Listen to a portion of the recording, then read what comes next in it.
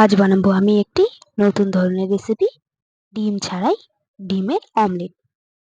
এটি পাতে থাকলে আর ডিম খেতেই হবে না। এর জন্য আমি নিয়ে নিয়েছি আলু। আলুটিকে ভালো করে ধুয়ে নিয়েছি। এবার আমি আলুগুলো প্রেসারে দিয়ে দেব। পরিমাণ মতো জল আর দিয়ে দেব নুন। এবার আমি আলুগুলো সেদ্ধ করে নেব। আলুগুলো সেদ্ধ হয়ে গিয়েছে, এবার খোসাগুলি আমি ছাড়িয়ে নেব। সমস্ত আলু থেকে আমি খোসা ছাড়িয়ে নিয়েছি। এবার এই গ্রেটার দিয়ে আলুগুলোকে আমি গ্রেট করে নেব। সবগুলো আলুকে আমি ভালো করে গ্রেট করে নিয়েছি। এবার আমি কড়াইয়ে দিয়ে দেব সাদা তেল। তেলটি গরম হয়ে গেলে দিয়ে দেব কুচো পেঁয়াজ। পেঁয়াজটিকে এক দুবার নেড়েই দিয়ে দেব এতে আমি চেরা কাঁচা লঙ্কা। এগুলোকে ভেজে নেব।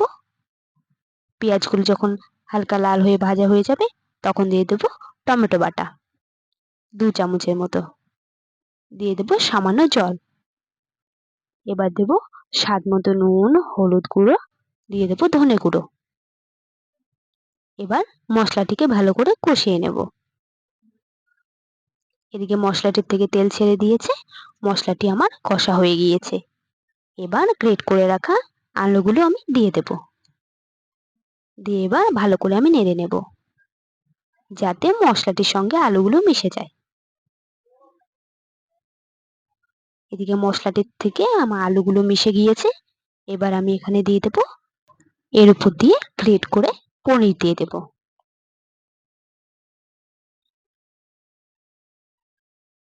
ভালো করে গ্রেট করে দেব, যাতে কোনো দানা দানা ভাব না থাকে।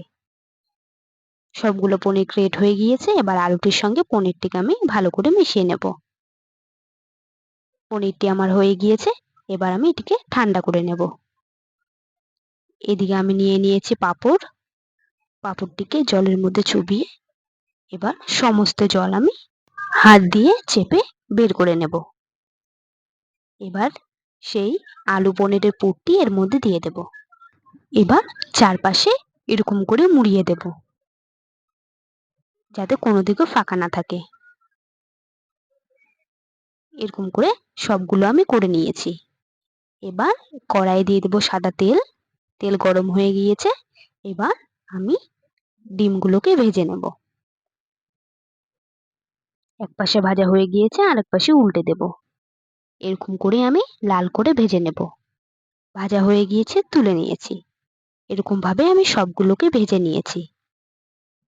এবার ওই তেলেই দিয়ে দেব আমি আরো কিছুটা সর্ষের তেল। ফোড়নে দিয়ে দেব তেজপাতা, গোটা জিরে। কিছুক্ষণ ভেজেই দিয়ে দেব এখানে আমি পেস্ট করে রাখা মশলা, জিরে, আদা, রসুন, কাঁচা লঙ্কা। এবার দিয়ে দেব টমেটো বাটা। দিয়ে দেব স্বাদ মতো নুন, হলুদ গুঁড়ো, ধনে গুঁড়ো। এবার ভালো করে মিশিয়ে নেব। মশলাটিকে ভালো করে কষিয়ে নেব। এদিকে আমার মশলাটির থেকে তেল ছেড়ে দিয়েছে। মশলাটি আমার কষানো হয়ে গিয়েছে। এবার দিয়ে দেব আমি জল। জল দিয়ে নেড়ে নেব। কারণ আমি এটা কারি করব, তাই বেশি জল আমি দেব না। জলটি আমার ফুটে গিয়েছে। ভেজে রাখা ডিমগুলো আমি ছেড়ে দেব। সবগুলো ডিম ছেড়ে দিয়েছি। ভালো করে নেড়ে নেব। আস্তে আস্তে নাড়বো, যাতে ডিমগুলো আমার ভেঙে না যায়। নেড়েই দিয়ে দেব আমি এতে 1 চামচ ঘি। দিয়ে দেব গরম মশলার গুঁড়ো। আবারও নেড়ে নেব।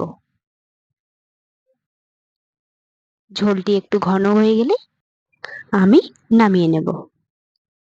এরকম ভাবে একবার খেয়ে দেখুন, ডিম আর খেতেই হবে না।